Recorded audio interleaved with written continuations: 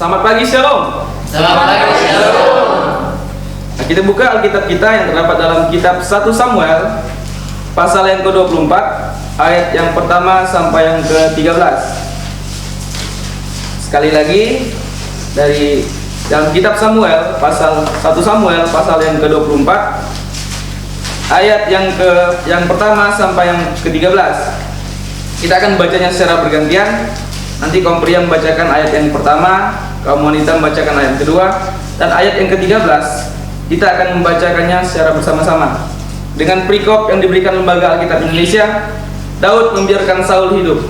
Kaum pria, Daud pergi dari sana lalu tinggal di gunung di Engedi. Ketika Saul telah sesudah membunuh orang Filistin itu, diberitahukannya kepadanya demikian, ketahuilah Daud ada di padang gurun Engedi. Kemudian Saul mengambil 3.000 orang yang terdiri dari seluruh orang Israel, lalu pergi mencari Daud dan orang-orang yang di gunung batu kaki-kaki. Ia sampai ke kandang domba di tepi jalan. Di sana ada gua dan Saul masuk ke dalamnya untuk membuang hajat. Tetapi Daud dan orang-orang yang duduk di bagian belakang gua itu. Lalu berkatalah orang-orangnya kepada Daud, karena tiba harinya dikatakan Tuhan kepadamu, sesungguhnya aku menyerahkan musuhmu ke dalam tanganmu, maka berbuatlah kepadanya apa yang kepadamu baik. Maka Daud bangun lalu mencari Saul lagi. Kemudian berkata hati Daud karena ia telah memotong jasa Saul. Lalu Saul berkata kepada orang-orangnya, dijawablah Tuhan kiranya padamu melakukan hal yang demikian kepada orang yang diurapi Tuhan, yakni menjamah dia, sebab dialah orang yang diurapi Tuhan. Dan Daud mencegah orang-orangnya dengan perkataan itu, ia hanya mengizinkan mereka pergi menyerang Saul. Sementara itu Saul telah bangun meninggalkan gua itu dan melanjutkan perjalanannya. Kemudian bangunlah Daud, ia keluar dari dalam gua itu dan berseru pada Saul dan belakang katanya, Tuhan Raja. Saul menoleh ke belakang, lalu Daud berlutut dengan muka ke tanah dan sujud menyembah. Lalu berkata kepada Saul, mengapa kau mendengarkan kata-kata orang yang mengatakan sesungguhnya Allah menginginkan saudaramu? Ketahuilah pada hari ini mata kau sendiri melihat bahwa Tuhan sekarang menyerahkan engkau dalam tanganku dalam gua itu. Ada orang yang menyuruh aku membunuh engkau, tetapi aku merasa sayang kepadamu karena pikirku aku tidak akan menjamah Tuhanku itu, sebab dia adalah orang yang diurapi Tuhan. Lihatlah dahulu ayahku demikianlah kiranya mencari Tuhanmu dalam tanganmu ini, sebab ada kenyataan bahwa aku memotong jari Tuhanmu dengan yang membunuh engkau. Dapatkah kau mengetahui dan melihat bahwa tanganku bersih daripada kejahatan dan pengkhianatan, dan bahwa aku tidak berbuat dosa terhadap engkau, walaupun engkau ingin menjadikan aku untuk menjaga namamu. sama-sama. Tuhan kiranya menjadi hakim yang adil dan faham. Tuhan kiranya membalaskan aku kepadamu, tetapi tanganku tidak akan memukul engkau. Amin. Dari kebenaran firman Tuhan yang telah kita baca, di sini kita akan belajar bersama-sama, yaitu dari tema sikap yang benar di hadapan Tuhan. Kalau kita berbicara mengenai sikap, itu sudah jelas tentang perbuatan kita, tentang bagaimana cara kita menyikapi dalam segenap kehidupan kita. Apakah berbicara mengenai karakter dan mengenai kehidupan kita pribadi lepas pribadi. Nah, di sini ada teladan yang harus kita perlu kita teladani dari firman Tuhan yang telah kita baca, yaitu sikap yang benar di hadapan Allah menurut teladan dari Daud. Langsung saja, apa saja sikap yang perlu kita teladani dari Daud? Yang pertama, di sini saya akan bagikan ada 4M. Yang pertama, mengasihi. Kita bisa melihatnya dalam ayat yang ke-11 bagian B. Saya akan bacakannya. Ada orang yang telah menyuruh aku membunuh engkau, tetapi aku merasa sayang kepadamu karena pikirku aku tidak akan menjamah Tuanku itu, sebab dialah orang yang diurapi Tuhan. Nah, ketika kita melihat kisah Saul dan Daud, ketika Saul menaruh iri hati terhadap Daud, dan ingin membunuh Daud. Tapi Tuhan tidak mengizinkan semua itu terjadi. Malah Tuhan selalu melindungi Daud. Jika kita melihat dari kebenaran firman Tuhan yang telah kita baca, ketika Daud diberikan kesempatan untuk membunuh Saul, bahkan ketika pada saat itu dalam gua, pada saat Saul sedang membuang hajat, seperti ayat yang keempat, di situ kesempatan bagi Daud untuk berbalik membunuh orang yang telah berbuat jahat kepadanya. Tetapi karena Daud orang yang selalu takut akan Tuhan, selalu mau mendengarkan perintah Tuhan, dia pun akhirnya mengasihi Saul dan tetap membiarkan Saul untuk hidup.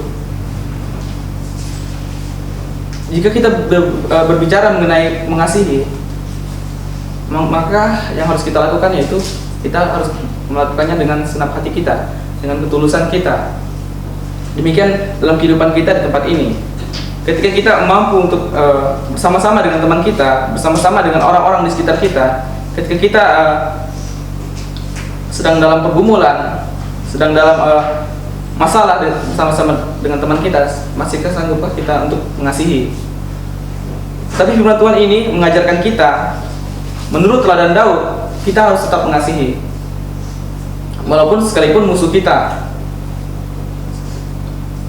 Di sini Saul sangat sakit hati kepada Daud karena Daud dipuji-puji oleh orang-orang Israel karena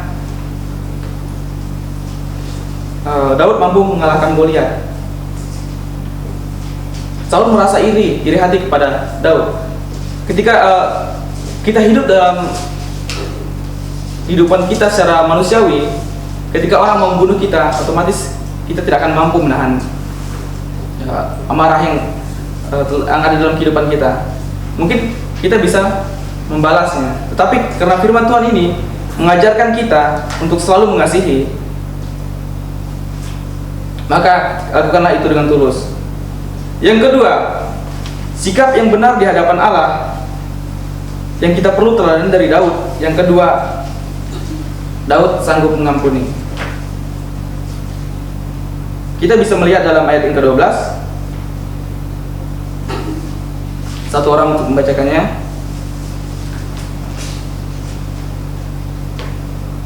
Ayat yang ke-12.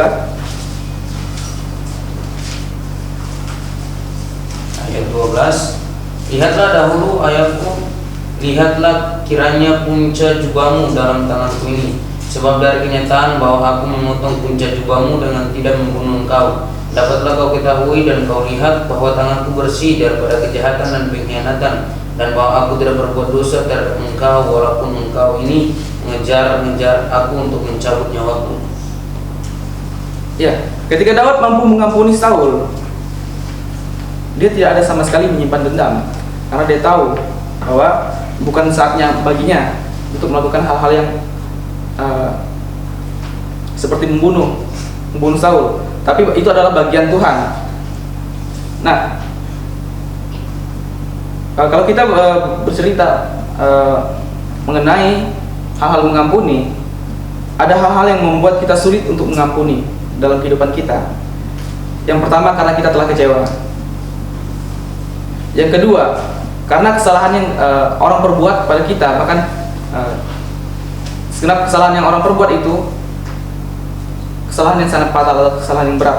Yang ketiga, karena kita tidak ingin kejadian yang sama terulang lagi. Nah, kita bisa belajar dari teladan Daud. Walaupun Daud telah dibenci, mau dibunuh, tapi dia masih sanggup untuk mengampuni Saul. Demikian kita dalam kehidupan kita di tempat ini. Walaupun kita dibenci, walaupun kita orang-orang di luar sana membenci kita, walaupun dalam kehidupan kita banyak sekali orang-orang yang tidak senang dengan kehidupan kita, tetaplah kita harus mengampuni. Amin.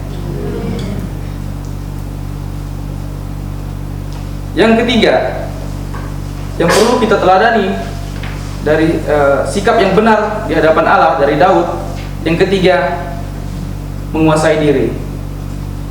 Kita bisa melihatnya dalam ayat yang kelima sampai yang ketujuh. Saya akan membacakannya. Lalu berkatalah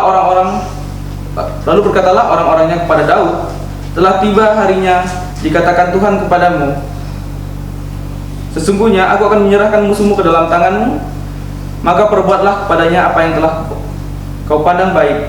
Maka Daud bangun lalu memotong punca jubah Saul dengan diam-diam, kemudian berdebar-debarlah hati Daud karena ia telah memotong punca Saul. Lalu berkatalah ia kepada orang-orangnya, dijauhkan Tuhanlah kiranya daripadaku untuk melakukan hal yang demikian kepada tuanku, kepada orang yang diurapi Tuhan, yakni menjamah dia, sebab dialah orang yang diurapi Tuhan. Nah, ketika Daud mendengarkan perkataan teman-temannya, bahkan ketika Daud ingin ketika dia ingin membalas dendam, ketika dia diberikan kesempatan untuk membalas dendam, untuk berbalik membunuh Saul, Daud tidak melakukan itu karena dia adalah orang-orang yang mampu menguasai dirinya. Daud mampu menjaga segenap perbuatannya, dia mampu menguasai dirinya. Demikian kita dalam kehidupan kita, khususnya kita di tempat ini. Ketika kita mampu menguasai kehidupan kita, ketika kita diperhadapkan dari banyak tantangan dalam kehidupan kita, walaupun pergumulan kita di tempat ini, pergumulan pribadi, bahkan pergumulan secara yang kita rasakan bersama tempat ini, kita dituntut untuk selalu bisa menguasai diri dalam segala kehidupan kita, khususnya dalam pelayanan kita di tempat ini, dalam segenap pendidikan kita di tempat ini. Kita harus bisa menguasai diri dalam segi biaya yang dikirimkan orang tua kita. Jangan pernah kita menuntut untuk meminta lebih, karena kita tahu apa yang menjadi kebutuhan kita ini di tempat ini cukuplah sesuai dengan yang kita butuhkan.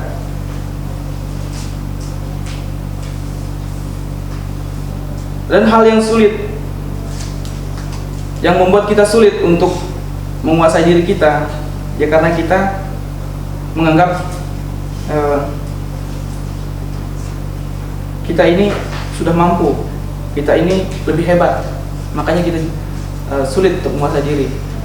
Karena kita merasa kita lebih hebat daripada orang lain, kita angkuh.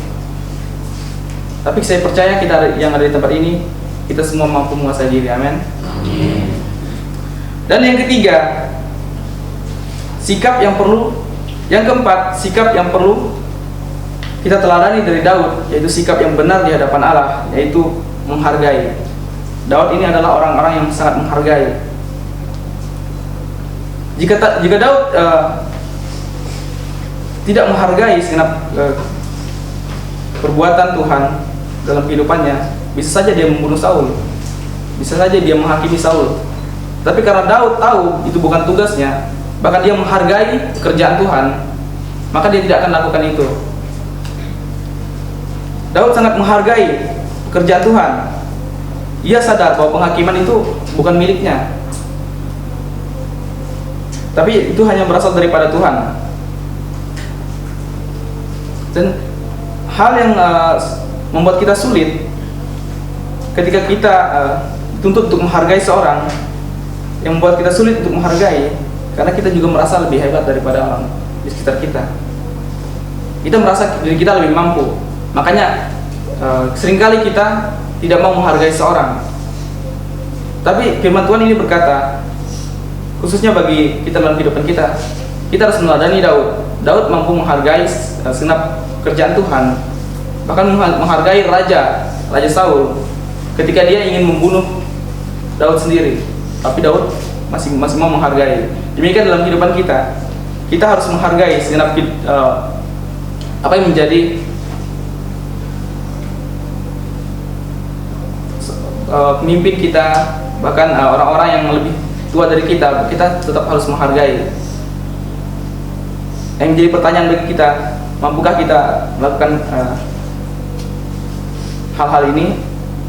Atau sanggupkah kita untuk menghargai segenap keputusan atau menghargai segenap pelayanan Tuhan dalam kehidupan kita, menghargai segenap kerjaan Tuhan dalam kehidupan kita? Tapi saya percaya kita orang-orang di sini, di tempat ini, kita dimampukan Tuhan untuk melakukan keempat hal ini. Yang pertama mengasihi, yang kedua mengampuni, yang ketiga menguasai diri, dan yang keempat menghargai segenap kerjaan Tuhan. Demikian firman Tuhan.